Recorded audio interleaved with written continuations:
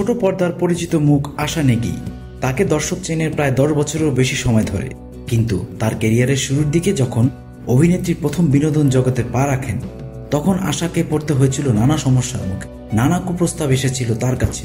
আশা জানিয়েছেন যে একজন কোঅর্ডিনেটর তাকে কাজ পাওয়ার জন্য আপস করতে হয়, এই কথা বুঝিয়ে মগজ ধরার চেষ্টা করেছিলেন। এক সাক্ষাৎকারে অভিনেত্রী কাস্টিং কাউচে কি হয় সেই নিয়ে কথা বলেছেন। তার কাস্টিং কাউচের অভিজ্ঞতা নিয়ে কথা বলতে গিয়ে আশা বলেন, তখন কোঅর্ডিনেটর ছিল, কিন্তু সেই সময়ে কোঅর্ডিনেটর ছাড়াও কিছু লোকজন থাকতো যাদের ওইখানে সেভাবে কোনো কাজ থাকতো না। তাই আমি যখন সেটা বুঝতে পারলাম, ওদের সঙ্গে দেখা করা বন্ধ করে দিলাম। আমি খারাপ কিছু হওয়ার আগেই যে বুঝে গিয়েছিলাম, এটা ভাবলে আমার স্বস্তি লাগে। কিন্তু একেবারে শুরু থেকেই তো সবকিছুই বুঝে যায়নি। কাস্টিং কাউচারের এক ব্যক্তি তখন টেলিভিশন, বিনোদন জগৎ ইত্যাদি অনেক বিষয় নিয়ে বহু কথা বলতেন। তখন আমার বয়সও অল্প, ওই 20-এর আশেপাশে।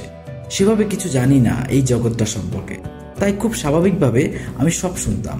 সে সময় তিনি প্রায় আমার মগজ ধোলাই করার চেষ্টা করেছিলেন। আমাকে বলেছিলেন যে এটা হয়, এভাবে তুমি বড় হবে। ওই ব্যক্তি আমাকে বলেছিলেন টিভির অভিনেত্রীরা সবাই আপস করছেন।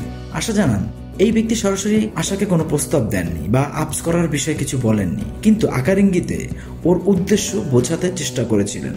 কিন্তু সেটা থেকে অভিনেত্রী সিদ্ধান্ত নিয়েছিলেন যদি আপস করেই কাজ পেতে হয়, তবে তিনি এভাবে কাজ করবেন না বিনোদন জগতে, আর ক্যারিয়ারও করতে বিশেষ আগ্রহী নন। সেই সময় এ কথা শুনে আশা অনেকটা ভয় পেয়েছিলেন।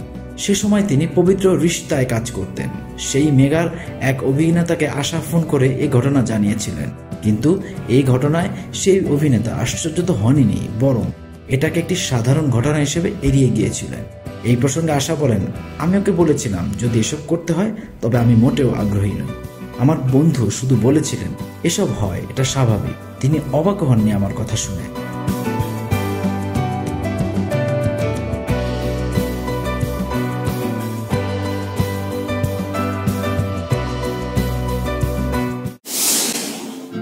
বিনোদনের নতুন নতুন খবর পেতে চ্যানেলটি সাবস্ক্রাইব করে সাথে থাকুন।